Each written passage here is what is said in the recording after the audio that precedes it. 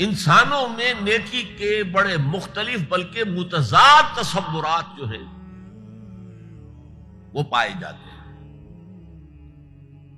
پہلی بات تو بڑی اہم یہ ہے کہ برے سے برا آدمی بھی نیکی کے کسی نہ کسی کام کو سر انجام دے کر اپنے ضمیر کو مطمئن کرتا ہے۔ میں ڈاکہ تو ڈالتا ہوں لیکن بیواؤں اور غریبوں کی مدد بھی تو کرتا ہوں اپنے علاقے میں۔ میں فلاں کام تو کرتا ہوں لیکن فلاں مزار پر جا کر میں نے چادر بھی تو چڑھائی ہے، وہاں دیگ بھی تو پیش کی ہے۔ اس کی وجہ کیا ہے؟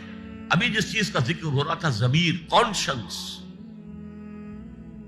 یہ انسان کی باطنی شخصیت کا ایک بہت اہم جز ہے۔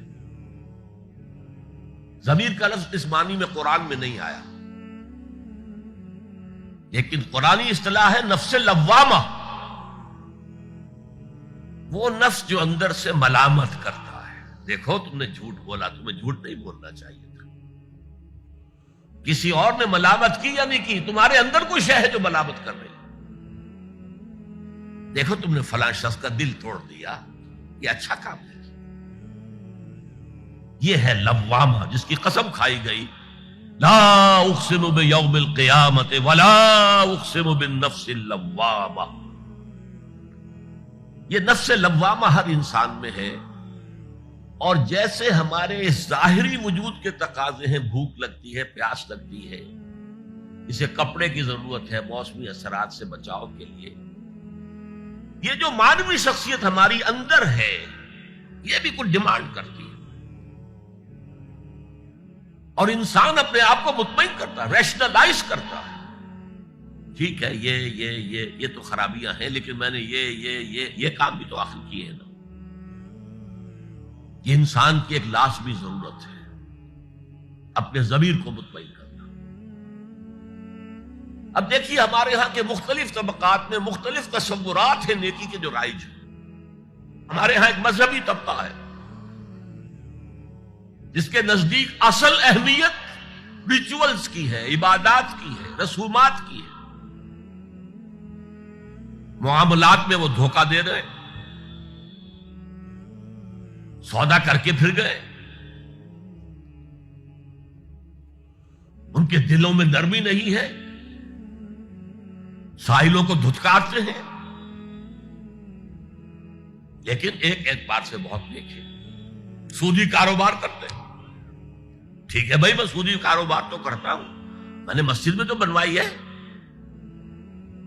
میں نے مسجد میں جھاڑ بھی تو لگوا دیا ہے، میں نے مسجد میں قالین بھی تو بچھوایا ہے۔ تو نیکی کا ایک تصور یہ ہے ہمارے یہاں۔ اس کے بالکل برعکس ایک تصور ہے جدید تعلیم یافتہ طبقات کا تصور۔ آپ نے بارہا سنا ہوگا گفتگو، بھائی اصل نیکی یہ ہے کہ کوئی کسی کو دھوکہ نہ دے، جھوٹ نہ بولے، وعدہ پورا کرے، اپنا فرض صحیح طور سے ادا کرے، کہیں ملازم ہے تو اپنے فرائض صحیح طور سے ادا کرے۔ باقی رہ گئی نماز روزہ، یہ تو انفرادی باتیں ہیں، یہ کوئی کرتا ہے تو اپنے لیے، نہیں کرتا ہے تو کوئی بات نہیں۔ یہ دونوں ایک دوسرے کے بالکل برعکس تصورات ہیں، اور یہ ہمارے معاشرے میں جدید تعلیم یافتہ طبقات کا تصور نیکی اور ہمارے قدیم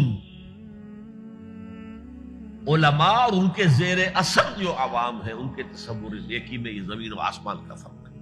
مشہور ہے ایک واقعہ شہنشاہ عالمگیر اورنگزیب کا، اس نے دلی میں گانے بجانے پر پابندی لگا دی۔ اب ظاہر بات ہے جن کا یہ پیشہ تھا ان کا دھندا ختم تو آمدنی ختم، لاکھ کوششیں کی لیکن اورنگزیب ٹس سے بس نہیں ہوا۔ تو انہوں نے ایک عجیب ترکیب کی، وہ دریائے جمنا بالکل ساتھ بہتا تھا، یہ قلعہ اس شکل میں بنایا گیا، اب تو ذرا فاصلے پر، تو ایک کشتی میں وہ جمع ہو گئے، سازندے بھی اور ساز بھی، اور گاتے بجاتے ہوئے۔ انہیں معلوم تھا فلاں وقت جو ہے بادشاہ جھروکے میں بیٹھ کر دریا کی سیر کرتا ہے، وہاں سے گزرے، ایک شعر گاتے ہوئے گزرے، درکوئے نیک نامی مارا گزر نہ دارن، گر تو نمی پسندی تقدیر قدارا۔ در کوئے نیک نامی، یہ نیکی جو ہے یہ اس کے کوچے میں ہمارا گزر ہی نہیں ہے. در کوئے نیک نامی مارا گزرنا دارن، یہ تو اللہ کی طرف سے فیصلہ ہے، اس کی مقرر کردہ تقدیر ہے. گر تو نمی پسندی تغییر کن قضارا، اگر تجھے پسند نہیں ہے تو تقدیر بدل دے. تو بادشاہ ہنس پڑا اور اس نے کہا کہ ٹھیک ہے بھائی، گانے بجانے کی حد تک تمہیں اجازت. تو ہر ایک طبقے کا اپنا ایک تصور ہے نیکی کا. تو نیکی اصل میں کس شے کا نام ہے، کون سی چڑیا کا نام ہے، نیکی حقیقت میں کیا ہے، وہ ہے اس آیت کا مضمون. میں مثال دیا کرتا ہوں، ایک عام قصہ ہے کہ کسی گاؤں میں پہلی مرتبہ ہاتھی آیا. اب وہاں نابینا لوگ جو تھے انہیں بھی پتہ چلا ایک عجیب جانور آیا ہے. وہ آئے اور کسی نے اس کی ٹانگ کو ٹٹولا. اس نے کہا ہاتھی ایک ستون کے مانند ہے. کسی کا اس کے کان کے اوپر ہاتھ پڑا، اس نے کہا چھاج کے مانند ہے وہ. کسی نے پیٹ کو ٹٹولا، بہت بڑا ڈھول ہے وہ. بالکل یہی معاملہ ہے نیکی کے تصور کے بارے میں. اڑائے کچھ ورق لالے نے، کچھ نرگس نے، کچھ گل نے. چمن میں ہر طرف بکھری ہوئی ہے داستان میری. کسی نے نیکی کا ایک حصہ لے لیا، کسی نے دوسرا لے لیا، کسی نے تیسرا لے لیا. وہ مکمل سراپا نیکی، حقیقی نیکی کس میں ہے، یہ ہے اس آیت کا مضمون.